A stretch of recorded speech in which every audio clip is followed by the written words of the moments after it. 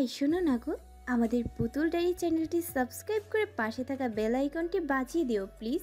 আর গল্পটি ভালো লাগলে অবশ্যই লাইক কমেন্ট করে শেয়ার করে দিও। ধন্যবাদ।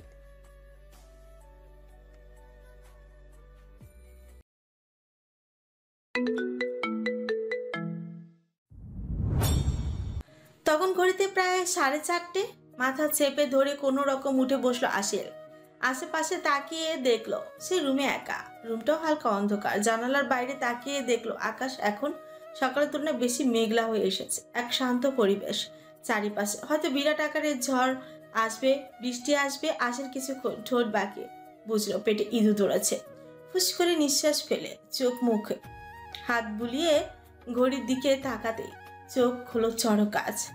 তার মানে আমি সেই সকাল 11টা থেকে আর এখন অবধি ঘুমিয়েছি। ইস, কেন যে আমি তখন টিভি চালাতে গেলাম। না না না আসিল, আর ওই সব মনে করিস না, রিল্যাক্স থাক। উফ, সারা শরীর ব্যথা করছে এতক্ষণ ঘুমানোর জন্য, আর খিদেও বহুত জোর পেয়েছে। আসু। কোনো রকম নিজের শরীর নরম বিছানা থেকে তুলে ঢুলতে ঢুলতে ওয়াশরুমে ঢুকে কিছু সময় ব্যয় করে একটা শাওয়ার নিয়ে বেরিয়ে আসলো। একটা আমরেলা কাট প্লাজোর সাথে কোমর পর্যন্ত ফুল হাতা টি শার্টের সাথে ম্যাচিং করা হিজাব স্টাইল নিয়ে নিচে নেমে আসে। নিচে নেমে দেখলো আয়শা একা একা বসে আছে সোফায়। দেখে মনে হচ্ছে কোনো কিছু নিয়ে গভীরভাবে চিন্তা করছে। আশেপাশে চোখ বুলিয়ে দেখলো পুরো ড্রয়িং রুম ফাঁকা। আসিল নিঃশব্দে আশার পাশে বসে। আসু, নিজের হবু বরের কথা চিন্তা করছিস বুঝি? ফট করে তাকালো আসিলের দিকে। ইসরা চমকে ওঠে, কিন্তু আসিলের কথা শুনে চোখ বড় বড় করে মুখ বাঁকিয়ে ছোট রাগ দেখিয়ে বলে, বনু, তার কথাই ভাবছি। কারণ যার ভাবনায় আমি বিভোর থাকি তার ভাবনার জগতে আমার ছিটে ফোটেও নেই। আসিল আয়শার অভিমান বুঝতে পারে। আয়শার নরম গাল চিনি দিয়ে বলল, আমার আশুর মনে তো অভিমানের পাহাড় জমেছে, তাই পাহাড় ভাঙার দায়িত্ব কে নিয়েছে? কেন? আমার অভিমান ভাঙার জন্য তুই আছিস না? আমি নাকি আমার ভাইকে? আসু এক চোখ টিপে, শোন মনু, যার মনে পাথর থাকে সে কোনোদিন অন্যের অভিমানের পাহাড় ভাঙতে পারে না। আর যদি ভেঙে দেখায় তাহলে? আয়শা কিছুক্ষণ চুপ থেকে আবার বলে, তুই সেন্সলেস হয়ে যাওয়ার পরে তোকে রুমে নিয়ে যাই, তারপরে আমি তোকে একটা ঘুমের ইনজেকশন দিয়ে দিই। তাই এতক্ষণ ঘুমিয়েছিস তুই, তো এখন শরীর কেমন লাগছে?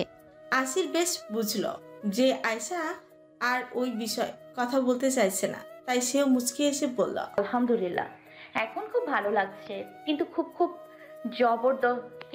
খুব জবরদস্ত খিদে পেয়েছে রে আসু। ও এই কথা, খিদে তো লাগবেই। দুপুরে যে কিছুই খাসনি তুই। যা গিয়ে টেবিলে বস, আমি খাবার বেড়ে দিচ্ছি। ইস, যদি তোর মতো আমার একটা ভাবি থাকতো তাহলে কতই না ভালো হতো। দোয়া কর, ওটাও হয়ে যাবে। এই বলে আয়শা কিচেনে চলে গেল। আসিল ঠোঁট টিপে হেসে টেবিলে বসলো। কিছুক্ষণ পরে আয়শা প্লেটে করে খাবার নিয়ে আসলো। আসিলের পাশে বসে প্লেটটা এগিয়ে দিল। আসিলও খাওয়া শুরু করলো। খেতে খেতে জিজ্ঞেস করলো, আসু, ভাইকে দেখছি না যে, কোথায় ও? তোর গুণধর ভাই দুপুরে খেয়ে পুলিশ স্টেশন দৌড় লাগিয়েছে। কেন? ওই যে কিছু না নাম, ও মনে পড়েছে, ইরফানা ইসানের কেস নিয়ে কিছু ইনভেস্টিগেশনের জন্য তোর ভাইকে স্পেশালভাবে ডাকা হয়েছে, তাই গিয়েছে বললো। বাড়ি ফিরতে দেরি হবে। ভাই কি এই সব কথা তোকে বলে গিয়েছে? না মানে তুই যেমন ডিটেলসে বলছিস তাই জিজ্ঞাসা করলাম আর কি। আমাকে কেন বলতে যাবে? খালাকে বলছিল, তাই আমি শুনে ফেলেছিলাম। কুছ তো গড়বড় হে দয়া। সিআইডির মতো হাত নাড়িয়ে জোরে হেসে উঠল আসিল। আয়শা ছোট ছোট চোখ করে তাকে মিনমিনিস স্বরে বলল, ভাইয়ের মন পাথর, আর বোন সেই পাথরে অনিশ্চিতভাবে বেড়ে ওঠা ফুল। আর সেই পাথর মনের যুবককে কোনো একজন রমণী সেই ক্লাস 8 থেকে নিজের মনের মধ্যে নিঃস্বার্থে জায়গা দিয়ে এসেছে এখন পর্যন্ত। সেই রমণী ভুল করেছিস বনু। নিঃশব্দে মনের মধ্যে যে যুবক টেনে জায়গা দেওয়া ঠিক হয়নি, কারণ নিঃশব্দে হওয়া প্রতিটা জিনিস ভীষণ কষ্ট দেয় বনু। চুপ হয়ে গেল। আয়শার কথার পরিপ্রেক্ষিতে কি বলা উচিত বলে বুঝে উঠতে পারছে না সে। সত্যি কি ভালোবাসা মানুষকে কষ্ট দেয়, নাকি একতরফা ভালোবাসতে বেশি কষ্ট, নাকি কাউকে ভালোবাসার পরও সেই মানুষটিকে কোনো এক জড়তার কারণে ভালোবাসি কথাটা বলতে না পারা বেশি কষ্টের। আসিল আল্লাহর কাছে অনেক অনেক ধন্যবাদ জানালো, কারণ তার জীবনে এরকম কোনো অধ্যায় নেই। সত্যি কি নেই? আয়শাও এক চোখে টেবিলের উপর কাচের পানির জগ দেখেই চলেছে। আসিল দীর্ঘশ্বাস ফেলে নিজের হাত আয়শার মাথায় রেখে তারপর চুপ করে আয়শার গালে একটা চুমু খায়। সব কথা বাদ দিয়ে আয়শাকে জিজ্ঞেস করে, আসো তার মনে তুই সেই দুপুর থেকে একা? আয়শা মুচকি হেসে বলল, না রে বনু, তুই নিচে আসার প্রায় 15 মিনিট আগে খালা গিয়েছে। তোর ভাই নেই, তুইও অসুস্থ, এইসব দেখে উনি থেকে গিয়েছিলেন। তারপরে আমি বলতেই উনি চলে গেলেন। ও তাই বল। তারপরেও শুরু হলো দুজনের গল্প। 22 বা 23 বছরের এক সুন্দরী চেরি লাল রং এর ওয়ান পিস পরা রমণী, তার কোমর পর্যন্ত ছড়ানো স্ট্রেট চুল, মুখে ইউনিক মেকআপ, ম্যাচিং পামসু হিল জুতা, ওয়েস্টার্ন ছোঁয়া তার শরীর জুড়ে। মেয়েটিকে শুধু সুন্দরী রমণী বলে মারাত্মক ভুল হয়ে যাবে, যাকে বলে স্বয়ং কামদেবী। যেই রমণীকে হাজারো যুবক নিজেদের করে পেতে চায়, যেই রমণীকে হাজারো যুবক নিজের করে পেতে চায়, সেখানে রমণীটি পড়ে আছে এক এমন যুবকের পেছনে, যার কাছে দেশ বিদেশে হাজারো সুন্দরী মেয়ে নিজেকে নিজ ইচ্ছায় এই যুবকের কাছে সঁপে দিতে রাজি। ফারহাদ নিজ বিশাল নতুনত্বের ছোঁয়া কেবিনে বসে ল্যাপটপে কিছু কাজ করতে ব্যস্ত। সব সময়ের মতো আজও ফারহাদকে চোখ দিয়ে গিলে ফেলার মতো হ্যান্ডসাম ড্যাশিং অ্যাটিটিউডে ভরপুর সুপুরুষই লাগছে। ল্যাপটপ থেকে চোখ সরিয়ে হট সিমেন্টের বদলে সেই জায়গায় লাগানো মোটা কাচের দেয়াল থেকে বাইরের দিকে তাকালো। গভীর মেঘাচ্ছন্ন আকাশ, তা থেকে যখন তখন ঝরে পড়তে পারে ছোট ছোট পানির কণা, যাতে ম্লান করবে এই বিশাল ধরনী। ফারহাদ তার নরম বিশাল মাপের চেয়ার হালকা ভাবে ছাড়িয়ে দিল। তার ক্লান্ত শরীর নিচের ঠোঁট কামড়ে মাথা পেছন দিকে হেলিয়ে দিল, আর চিন্তা করতে লাগলো তার অ্যাঞ্জেলের কথা বলা হাসি, ভয় পাওয়া, চমকে যাওয়া, তার অ্যাঞ্জেলের নিঃশ্বাস ছোট, গভীর চাহনি, তুলতুলে নরম শুভ্র মাখা গাল, তার শরীরে মাতাল করা ঘ্রাণ। উফ, আমাকে কন্ট্রোললেস করার মতো সব ধরনের হাতিয়ার তোমার কাছে আছে অ্যাঞ্জেল। এবার তোমায় কাছে পেলে এই বান্দা যে বিরাট কোনো ভুল করে ফেলবে মনে হয়। কথা বলেই মনে মনে আউড়িয়ে সঙ্গে সঙ্গে ফারহাদের ঠোঁটের কোণে ফুটে উঠল এক ক্ষীণ হাসির রেখা। মুহূর্তে সেই হাসির রেখা মিলিয়েও গেল। দরজা টোকার আওয়াজ পেয়ে ফারহাদ কিছুক্ষণ আগে যেমন ভাবে বসেছিল ঠিক আবার তেমন ভাবে আসন গ্রহণ করে নিল। ল্যাপটপে চোখ রেখে গম্ভীর গলায় বলল, come in.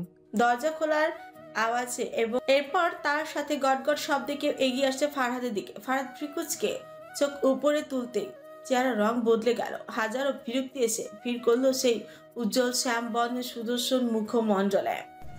Hey handsome, how are you? এতক্ষণ তো ভালোই ছিলাম। কি বলছো তুমি honey? No nothing, I am good Sophia, and please don't call me by this type name. Sophia নামক মেয়েটি মনে হয় ফারহাদের কথা মাছির মতো উড়িয়ে দিয়ে এগিয়ে গেল। চেয়ারকে উপেক্ষা না করে ফারহাদের দুপাশে কাচের বড় মাপের টেবিলে হাত রেখে ঝুঁকে গেল ফারহাদের কাঁধ বরাবর ঘাড়ের দিকে। তারপর লো ভয়েসে বলল, ফারহাদ, তুমি আমাকে তো জিজ্ঞাসা করলে না যে আমি কেমন আছি?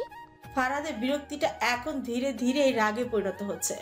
দু হাত মুঠো করে চোখ খিচে বন্ধ করলো হয়তো রাগটা কমানোর চেষ্টা, কিন্তু মুখ থেকে একটা আওয়াজও বার করলো না। ফারহাদের এরকম চুপ থাকা দেখে হয়তো সোফিয়া পছন্দ হলো না। সোফিয়া এবার তার সব সীমা অতিক্রম করে তার সুন্দর রেড নেল পলিশ পেইন্ট করা হাত রাখলো ফারহাদের ডান পাশের গালে, হালকা স্লাইড করে। সোফিয়া বলে ওঠে, আমি ভালো নেই Farhad. You know what, I have a special offer for you. আমার ভালোবাসার উপর ভরসা না হলে তুমি বললে আমরা রুম চেঞ্জ করতে পারি। তাদের রাগ কপালে রগ ফুলে উঠেছে, চোখগুলো লাল রং ধারণ করেছে, মুখমণ্ডলের হাল বেহাল দশা। এতক্ষণ সহ্য করলেও এখন সহ্যের সীমানা অতিক্রম করে ফেলেছে এই মেয়েটি। গালে রাখা সোফিয়ার হাতটা দ্রুত গতিতে ছাড়িয়ে চেয়ার ছেড়ে উঠে দাঁড়ালো। সোফিয়া হাত পেছনে মুচড়ে তাকে চেপে ধরলো কাচের দেয়ালের সাথে। সোফিয়া মুখমণ্ডলের ডান পাশে স্টিকারের মতো চিপকে রয়েছে, আর কাচের দেয়ালে ঠেসে আছে তার ডায়েট করা স্লিম ফিগারটাও। নড়াচড়া করারও শক্তি নেই সোফিয়ার মধ্যে। হঠাৎ ফারহাদের এরকম আচরণে ভরকে গিয়েছে সে। নিজেকে ছাড়াতে ছাড়াতে অস্পষ্ট স্বরে বলে উঠছে, Farhad, what are you doing? Leave me. I said leave me, Farhad. Farhad চোখ মুখ খিচে দাঁতে ধত পিষে বলা, কেন এখন কেন লিভ মি বলছো? কিছুক্ষণ আগেই না তুমি আমার সাথে ইন্টিমেট হওয়ার কথা বলছিলে? এইটুকুতেই সব শখ মিলিয়ে গেছে? ফারহাদ, আমি তোমায় ভালোবাসি। Shut up. ভালোবাসা মাই ফুট। যেই মেয়ে নিজের অমূল্য সম্পদ, নিজের সতীত্ব, নিজের ইজ্জতকে ভালোবাসে না, তার মুখে ভালোবাসার কথা মানায় না। প্রায় এক সপ্তাহ আগে তুই এই একই অফার রিজওয়ানকে দিয়েছিলি, তাই না? কথাটি বলে ফারহাদ সোফিয়ার হাত মুচড়ানো ছেড়ে দেয়, 4 কদম পিছিয়ে যায়। আর সোফিয়া, সে তো বিস্মিত নয়নে ফারহাদের দিকে তাকিয়ে আছে। কি বলবে বুঝতে পারছে না। সোফিয়াকে এই অবস্থায় দেখে ফারহাদ জোরে জোরে হেসে উঠল, তারপর দাঁত পিষে বলল, চিৎকার, কি চমকে দিলাম? আসলে তোমাদের মতো মেয়েকে কি বলে জানো? Modern prostitute. পার্থক্য একটাই, তারা রেড লাইট এরিয়ার মধ্যে থাকে আর তোমরা বাহিরে। তারা অসহায় হয়ে শরীর বেচে আর তোমরা স্ব ইচ্ছায়। ফারহাদ, তুমি আমায় অপমান করছো। করে বলল সোফিয়া। আওয়াজ নিচে, otherwise I will kill you. জ্যান্ত পুঁতে ফেলবো। রিজওয়ান, রিজওয়ান। মিস ফারহাদের আওয়াজ পেয়ে রিজওয়ান হন্তদন্ত হয়ে ছুটে আসে। জোর করে আওয়াজে কেবিনের দরজাটা খুলে ভেতরে প্রবেশ করে। হাঁপাতে হাঁপাতে বলে, কথাটি, জি ভাই। মিস্টার মালহোত্রার সাথে আমাদের ডিলটা ক্যান্সেল করো দ্রুত। আর তার এই গুণধর মেয়েকে আমি যেন অফিস এরিয়ার ত্রিসীমানায় আশেপাশে দেখতে না পাই। Got it? বলে ফারহাদ গটগট পায়ে এগিয়ে চলে গেল কেবিনের মধ্যে থাকা ওয়াশরুমের দিকে। রেজওয়ান সোফিয়ার দিকে এক নজর তাকে বেরিয়ে গেল কেবিন থেকে। ফারহাদের মুচড়ে ধরা জায়গা লাল হয়ে যাওয়াতে হাতটা মুহূর্তে ফুলে উঠেছে, ভীষণ ব্যথাও করছে। সোফিয়া চোয়াল শক্ত করে রাগে ফুটছে। আজকের অপমান সে কিছুতেই মেনে নিতে পারছে না। ভুল, বড্ড বড় ভুল করেছো তুমি ফারহাদ। পস্তাতে হবে, তোমায় পস্তাতে হবেই। প্রায় 15 মিনিট ধরে ফারহাদ ওয়াশরুমের বেসিংয়ের সামনে লাগানো বড় আয়নার দিকে তাকিয়ে আছে। সবকিছু ভেঙে ফেলতে ইচ্ছে করছে। তার রাগ তার চরম সীমানায় পৌঁছে গেছে। 15 মিনিটের মধ্যে প্রায় 17 বার নিজের মুখ আর হাত, যে হাত দিয়ে সোফিয়ার হাত ধরেছিল সেই হাতকে ধুয়ে যাচ্ছে ফেস ওয়াশ আর সাবান দ্বারা। যদি পারে তো চামড়ায় যেন উঠিয়ে নেয় নিজের মুখের আর হাতের, কিন্তু তা কি সম্ভব? যেমন করো ভালো সঙ্গ খারাপ মানুষকেও ভালো করে দেয়। যেমন টেবিলের থেকে বাঁচতে সৃষ্টিকর্তা অ্যাঞ্জেলকে পাঠিয়ে দেয়, ঠিক তেমনি কারো নিকৃষ্ট ছোঁয়াকে দূর করে কারো পবিত্র স্পর্শ। তখন প্রায় রাত 1টা করে। ফারহাদ তার কেবিনের কাছের দেয়ালের সামনে দাঁড়িয়ে আছে। বাইরে বজ্রপাতের সঙ্গে প্রবল হাওয়া আর ঝুম বৃষ্টি। সন্ধ্যা 6টায় অফিস যখন সময় শেষ, সব এমপ্লয়িরা চলে গেছে। বিশাল মাপের জায়গায় প্রায় 3 লম্বা চওড়া বিল্ডিং। বিশাল মাপের জায়গায় প্রায় 3টা লম্বা চওড়া বিল্ডিংয়ের একটা কাজের জন্য আর একটা বিল্ডিং নির্ধারিত। ফারহাদ আর রিজওয়ান তাদের সমস্ত কাজ, যেমন প্রেজেন্টেশন রেডি করা, ফাইল তৈরি করা, পেন্ডিং ফাইল দেখা ইত্যাদি, এই ধরনের সমস্ত কাজ সারতে প্রায় রাতের 9:30 বেজে যায়। আর তারই সঙ্গে সঙ্গে শুরু হলো প্রবল বর্ষণ। তাই ফারহাদ আর রেজওয়ান কেউই আর বাড়ি ফিরতেই পারে না। অবশ্য ফারিহা ফোন করে ফারহাদকে বাড়িতে ফিরতে না করে দেয়। ঝড় তুফানের সময় অনেক ক্ষতি হতে পারে তা ভেবে, আর সাথে ফারহাদকেও তার জন্য চিন্তা করতে নিষেধ করে, কারণ সে একা নয়, তাদের নানু আছে। আজ সন্ধ্যায় তাদের বাড়ি ঘুরতেই এসেছে। ফারহাদ তার নানুর সাথে কিছুক্ষণ কথাও বলে। সাবধানে থাকিস বলেই ফোন কেটে দেয়। রেজওয়ান ফারহাদের কেবিনের সাথে অ্যাটাচ করে বানানো রুমে বেগড়ি ঘুমাচ্ছে। শুধু ঘুম নেই ফারহাদের চোখে। হাতে থাকা ফোন জলজল করে আসিলের কিউট হাসি মাখা একটা ছবির দিকে ঘোর লাগা দৃষ্টিতেই তাকিয়ে আছে।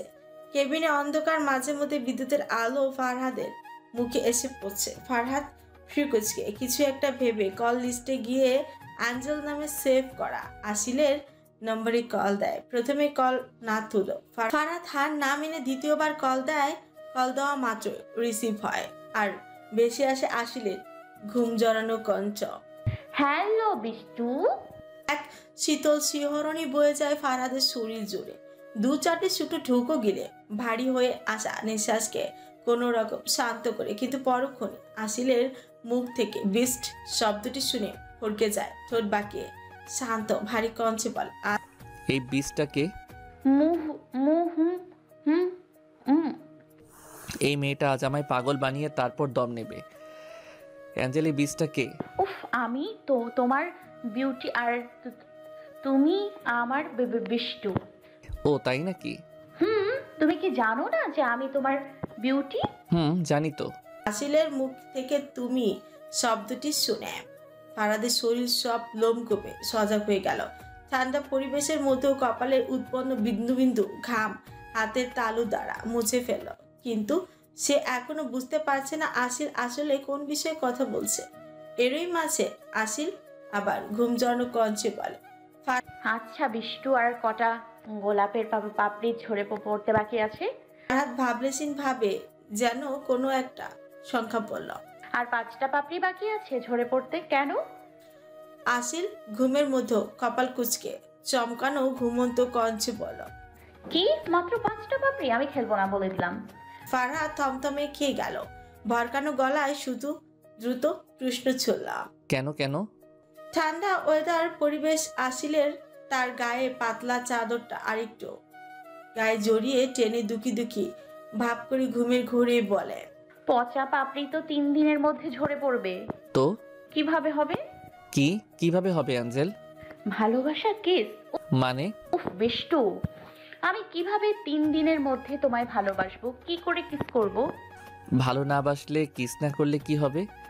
কি আর হবে, তুমি আজীবন বিষ্টু হয়ে থাকবে। মানে তুমি সারা জীবন একটা ভয়ঙ্কর হিংস্র কুৎসিত রাগী আর কালো মনের এক বিশাল বিষ্টু হয়ে থাকবে। বিশাল জোরে বিদ্যুতের আওয়াজ শোনা গেল, হয়তো কোথাও বাজ পড়েছে। কিন্তু এদিকে আসিলের কথায় ফারহাদের মনের মধ্যে সৃষ্টি হলো এক অসহ্য যন্ত্রণা। আসিল এরই মধ্যে বলা গল্পের থিম না জানলেও আসিলের বলা কথা তাকে কষ্ট দিচ্ছে। বা হাতের তালু জোর করে আওয়াজে রাখলো কাছের দেয়ালে, জোরে জোরে নিঃশ্বাস ফেলছে সে। হঠাৎ করে কান্না এসে গলায় দলা পাকিয়েছে, কিন্তু ফারহাদ সেই কান্না কোনো দিনও চোখে অতিবাহিত করবে না। তাই তো চোখের সাদা অংশ লাল ধারণ করেছে। তার অ্যাঞ্জেলকে সে কোনোভাবে হারাতে চায় না। ঠোঁট কামড়ে ধরে চোখ বন্ধ রেখে নিজেকে সামলানোর বৃথা চেষ্টাই চালাচ্ছে মেয়েটা এমন কেন? সে কেন বোঝে না ফারহাদ নামক ওই যুবকটার তার প্রতি বিরাটভাবে আসক্ত হয়ে পড়েছে? ফারহাদ দৃষ্টিপূর্ণ পরিবেশের দিকে তাকিয়ে কাতর কঞ্চে বলে উঠছে, না অ্যাঞ্জেল না, আমি বিস্ট হয়ে থাকতে চাই না। আমি ভয়ঙ্কর হিংস্র আর কালো মনের অধিকারী হয়ে আজীবন বেঁচে থাকতে চাই। তুমি আমায় ভালোবাসো আসিল, ভালোবাসো দ্রুত। তোমার শুভ্রতায় আমাকে রাঙিয়ে তোলো। আমাকে ভালোবাসার মানে বোঝাও। নিজের শুভ্র রাঙা মনে আমায় একটুখানি জায়গা দাও। তোমার ওই উষ্ণ অধর জোড়া ছুঁয়ে দাও আমার কপালে, কারণ আমি আজীবন এই বর্তমান জীবনের মন কাটাতে চাই না। তুমি কি জানো না আমি ফারহাদ নামক যুবক তুমি নামক মায়াবিনীর উপর ভীষণভাবে আসক্ত? ফোনের ওই পাশ থেকে কোনো আওয়াজ এলো না, শুধু শোনা গেল আসিলের ভারী নিঃশ্বাসের আওয়াজ, যা ফারহাদ চোখ বন্ধ করে শুনছে। বাইরে পরিবেশের অবস্থা তখনও কিছুটা একই রকম। সকালের মিষ্টি রোদ, সাথে ঠান্ডা পরিবেশ। কাল সারা রাত বর্ষণের ফলে আজ পরিবেশ নতুন রূপ নিয়েছে। গাছের ফাঁক থেকে সূচিমা উকি দিয়ে জানান দিয়েছে তার অস্তিত্বের। গায়ের হালকা পাতলা চাদরটা সরিয়ে আড়মোড়া ভেঙে উঠে বসলো আসেল। ঘুমো ঘুমো চোখে পুরো রুমটায় চোখ বুলালো। কেউ নেই রুমে। ওয়াশরুমের দরজা খোলার আওয়াজ পেতে দেখলো আয়সা সাউনি বেরিয়েছে সবে। লম্বা চুল থেকে পড়ছে টপ টপ পানি, যা তাওয়াল দ্বারা আয়সা মুছে নিচ্ছে। আসিল চোখ কচলিয়ে পাশে থাকা আলাম ঘড়ির দিকে তাকাতে দেখলে সবে মাত্র 8:30 বাজে। এত তাড়াতাড়ি আয়শা গোসল করেছে কেন? আসিল তার সদ্য ঘুম থেকে উঠে ঘুমো ঘুমো কণ্ঠে জিজ্ঞেস করে। হুম, আসো। এত সকাল সকাল গোসলের রাজ কি? তুমি তো কোনোদিন এত সকালে শাওয়ার তুই তো কোনোদিন এত সকালে শাওয়ার নিস না। দাঁড়া আসো, কাল রাতে তুই আমার পাশে ঘুমিয়েছিলিস তো। দেখ, আমার থেকে কিছু লুকানোর দরকার নেই, মন খুলে সব বলতে পারিস আমায়। ইয়াদ পিয়া কি? আয়শা আসিলের কথাতে ভরকে গেল। থমথমে মুখে আসিলের দিকে তাকালেই দেখলো আসিল মুচকি মুচকি হাসছে। ঠোঁটের কোণে রয়েছে দুষ্ট হাসির রেখা। আয়শা বুঝতে পারলো যে আসিল কি মিন করতে চাইছে, তাই একটু রাগের ভান করেই বলা, কি সকাল সকাল নাউজুবিল্লাহ মার্কা কথা শুরু করেছিস বোনু? আমার পিরিয়ড হয়েছে, তাই সকাল সকাল শাওয়ার নিয়েছি। তুই তো জানিস আমার এই সময় কীরকম অস্বস্তি লাগে। আর দ্বিতীয় কথা হচ্ছে, আমি তোর পাশে না ঘুমিয়ে কোথায় যাব শুনি? আসিল এবার বুঝতে পেরেছে আয়শার সকাল সকাল গোসলের কারণ। যখন আয়শার এই দিনগুলো চলে তখন তার শরীর ভীষণ অসুস্থ হয়ে পড়ে। সর্বশরীর হাত পা ব্যথার সাথে পেট মোচড় দিয়ে বমিও হয় আয়শার। আসিলের একটু খারাপ লাগলো। সে তার হাসি আরো প্রশস্ত করে সাথে আয়শার দিকে একটা চোখ টিপ মারে আর তারপর একটু জোরে আওয়াজে গিয়ে উঠে, याद पिया की आने लगी, हाय भीगी भीगी रातों में। আয়শা ছোট ছোট চোখ করে তাকে আছে আসিলের দিকে। আসিল আয়শাকে পাত্তা না দিয়ে সোজা ওয়াশরুমে ঢুকে যায়। আয়শা ও আসিলের যাওয়ার দিকে তাকিয়ে থেকে মুচকি হাসল। তারপর মাথায় ওড়না জড়িয়ে রান্নাঘর থেকে 2 কাপ কফি নিয়ে রুমে প্রবেশ করে আসিল ড্রেসিং টেবিলের সামনে দাঁড়িয়ে চুল আঁচড়াচ্ছে। বোনু, তোর ফোন তো সুইচ অফ, চার্জে লাগিয়ে দিব কি? আসিল আয়না থেকে চোখ সরিয়ে দেখলো আয়শা তার ফোন হাতে নিয়ে পাওয়ার বাটন টিপছে। আসিল ফ্রিকুচকে বলল, আসিল সুইচ অফ মানে কি? কালকে রাত প্রায় 1টা অবধি আমি কার্টুন মুভি দেখেছিলাম, beauty and the best. Cartoon দেখার পরেও 60% চার্জ ছিল, আর সেটা এত তাড়াতাড়ি শেষ হওয়ার কথাই নয়, কারণ আমি সারা রাত কিছুই করিনি। আসো, আমার ফোন খারাপ হয়ে গেল নাকি বলতো? এই ব্যাপার, তাই আমি ঘুমের ঘরে তোর একটাই কথা শুনতে পাচ্ছিলাম, আমি তোমার বিউটি, তুমি আমার বেস্ট। কিন্তু ঘুমের তেজ এত বেশি ছিল যে আমি চোখ মেলতেই পারছিলাম না। আর না, আমি তোকে ধাক্কা দিয়ে বলতে পারছিলাম যে চুপ কর, তাই বলে এইসব কার্টুন দেখা বন্ধ কর। ফ্রিকুচকেলো কি বলবে বুঝতে পারলো না। তার কি ঘুমের মাঝে একা একা কথা বলার রোগ আছে? আয়শাকে ফোন চার্জে লাগিয়ে দিতেই বলো। তারপর দুজনেই মিলে বারান্দায় গিয়ে গরম কাপে চুমুক বসালো। কিছুক্ষণ পর আয়শাই বলল, বোনু, আজ তো একটা ইম্পর্টেন্ট ক্লাস আছে, মনে আছে তো তোর? ইস, আমার মনেই ছিল না। বোনু, আমি তো যেতে পারবো না, আজকে প্রথম দিন, শরীর ভীষণ অসুস্থ লাগছে, আর ক্লাসটাও ইম্পর্টেন্ট, তাই বলছিলাম কি। এত ঘুরিয়ে পেঁচিয়ে বলার কি আছে, আমি একাই চলে যেতে পারবো। উফ, সত্যি? এবার কি তোকে কোর্ট পেপারে লিখে দিব? আগে বল, নিজের খেয়াল রাখবি? হ্যাঁ আমার মা, রাখবো। তারপর দুজনে একসাথে হেসে ফেলল। তখন ঘড়িতে 11টা। সিএনজি থেকে নেমে কলেজের উদ্দেশ্যে পা বাড়ালো আসেল। নভেম্বরের মাসের লাস্ট সপ্তাহ, তার উপর কাল রাতের ঝড় বৃষ্টির সব মিলে একটা ঠান্ডা পরিবেশ সৃষ্টি হয়েছে। কিন্তু এই সুন্দর ঠান্ডা পরিবেশের মধ্যে হঠাৎ আসিলের মাথা গেল গরম হয়ে। রাগ, বিরক্তি সব একসাথে কাজ করছে তার। কলেজের গেট বন্ধ, তাতে বড় তালা ঝুলানো। গেটের ওপাশে ছোট্ট সিকিউরিটি রুমের মধ্যে একজন বৃদ্ধ গার্ড বসে রয়েছে। আসিল গেটের বাইরে থেকে গার্ড আঙ্কেল বলে চিৎকার দিতে বৃদ্ধ গার্ড এসে দাঁড়ালো আসিলের সামনে। আঙ্কেল, কলেজ কি আজ হবে না? মানে ছুটি কেন? হ্যাঁ মামুনি, আজ কলেজ বন্ধ। আঙ্কেল, আমাদের তো কলেজ ছুটির বিষয়ে কিছু জানানোই হয়নি, আর না কোনো নোটিশ পেয়েছি। আসলে ছুটির ঘোষণা অনেক তাড়াতাড়ি নেওয়া হয়েছে, তাই তোমরা জানতে পারোনি। তোমার আগে এখানে আরো অনেক ছেলেমেয়েরা এসে ছুটির কথা শুনে আবার চলে গিয়েছে। এরকম হঠাৎ ছুটির কারণ কি আঙ্কেল? বৃদ্ধ গার্ড আঙ্কেল দীর্ঘশ্বাস ফেলে বললেন, আরে মামুনি, এই এলাকার এমএলএ ছেলে আর বাইপোর মৃত্যুর জন্য ছুটি। খবর দেখুনি তুমি? আসিল কিছু বলল না। বাই আঙ্কেল বলে কলেজের পাশ ঘেঁষে ফুটপাতে এসে দাঁড়ালো। রাগ আর বিরক্তি নিয়ে এইদিক সেদিক তাকাতেই লাগলো। আশেপাশে তেমন মানুষজন নেই, গাড়ির যাতায়াতও ভীষণ কম। কিছু ভালো লাগছে না।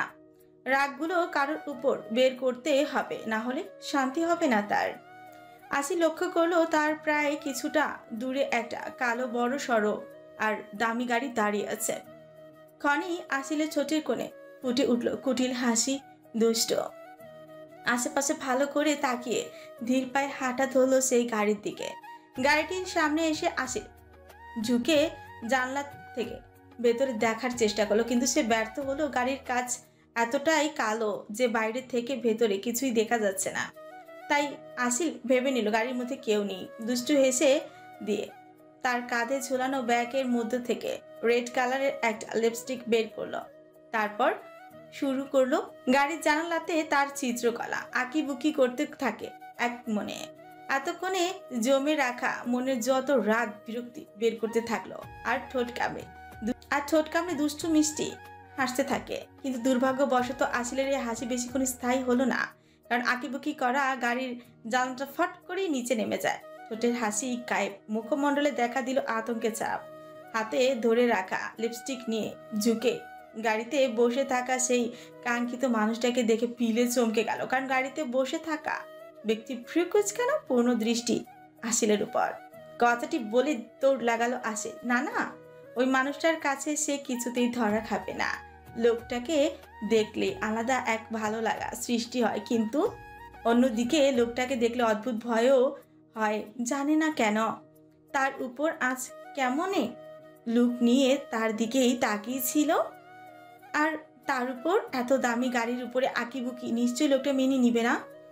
তাই ধরা পড়তে না চাইলে প্রাণপণে দৌড় দিতে হবে। কিন্তু শেষ রক্ষা আর হলো কই। পেছন থেকে নরম হাতে হ্যাচকা টান অনুভব করতে আসিল ঘুরে গিয়ে ধাক্কা খেল সেই লোকটির চওড়া প্রশস্ত বুকের সাথে। হঠাৎ টানে আসিল ব্যালেন্স রাখার জন্য টেনে ধরে সেই ব্যক্তিটির শার্টের কলার শক্ত করে। ভীরু চোখে তাকায় আসিল।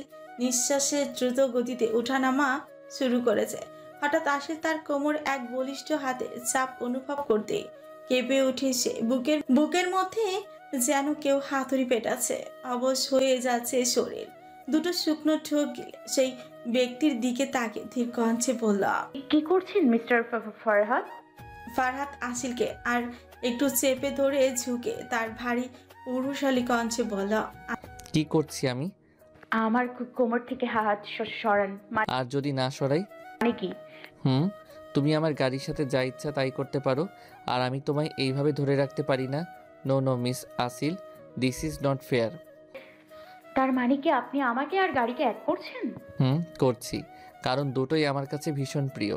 আসিল ভরকে যায়। ফারহাদের কথার সে কি মানে বের করবে জানে না। তার শান্ত গলায় বলে, আমি কি জানতাম যে আপনি গাড়ির ভেতরে আছেন? জানা উচিত ছিল। আসিল নরম কণ্ঠে বলল, ফরহাদ প্লিজ হাত সরান, লোকজন দেখছে। উফ কি আমার গাড়ির যখন 12টা বাজাচ্ছিলে আমিও তখন দেখছিলাম। এই যে আপনার এই তো লাইনে এসেছো। তোমার পরনে এই শুভ্র রাঙা ওড়না দিয়ে আমার গাড়ির জানালা মুছে দাও, কুইক। কি? কখনো না। ওড়নাটা দুই হাতে চেপে ধরে বলল, তাহলে তো অন্য কোনো পদ্ধতি অবলম্বন করতে হবে দেখছি। কিসের জন্য? এই যে আমার গাড়ির সাথে যা করেছো তার শাস্তি স্বরূপ। তোমার তো কিছু পাওনা আছে, তাই না? এবার আসিল সত্যি ভয় পেয়ে গেল। লোকটা কি বলে, তাকে নাকি শাস্তি দিবে? এই মুহূর্তে ভালো লাগার থেকে ভয়টা একটু বেশিই কাজ করছে।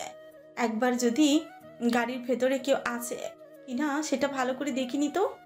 আসিল এবার ভয় ভয় চোখ করে এবার ভালো করে তাকালো ফারহাদের দিকে। ফুল হাতা ব্ল্যাক টি শার্ট, যা কোনোই পর্যন্ত ওঠানো ব্ল্যাক ডেনিম প্যান্ট, বুট জুতা, কালো সানগ্লাস। উফ কি হ্যান্ডসাম রে বাবা। এরই মাঝে ফারহাদ আসিলের হাত ধরে টেনে নিয়ে তার গাড়িতে বসিয়ে দিল আর নিজেও বসলো ড্রাইভিং সিটে। ঘটনাটা এতই দ্রুত গতিতে হলো যে তা আসিলের বুঝতে প্রায় কয়েক সেকেন্ড সময় লাগলো। আর যখন বুঝলো ততক্ষণে গাড়ি চলতে আরম্ভ করেছে। আসিল ফ্রিকুচকে ফারহাদের দিকে তাকিয়ে দেখলো সে ভাবলেশীন ভাবে ড্রাইভ করে যাচ্ছে। আসিল এবার একটু চড়িয়ে পড়ল, আমরা কোথায় যাচ্ছি মিস্টার ফরহাদ? ফারহাদ কোনো রকম উত্তর দিল না সে। তাতে আসিল আরো বেশি বিরক্ত হলো। তারপরেও আবার বলল, এরকম রোবটের মতো বসে আছেন কেন? হ্যাঁ, একে তো আমি যেখানে যাই আপনি সেখানেই চলে আসেন। আকাশ থেকে পড়ে খেজুর গাছের না আটকে আমার রাস্তা আটকান। কলেজে আপনি, রাস্তাঘাটে আপনি, নার্সিং হোম গেলে ওখানেও আপনি, আর আমার ঘরেও আপনি। এই কোনোভাবে আপনি আমার পেছন করছেন না তো? আবার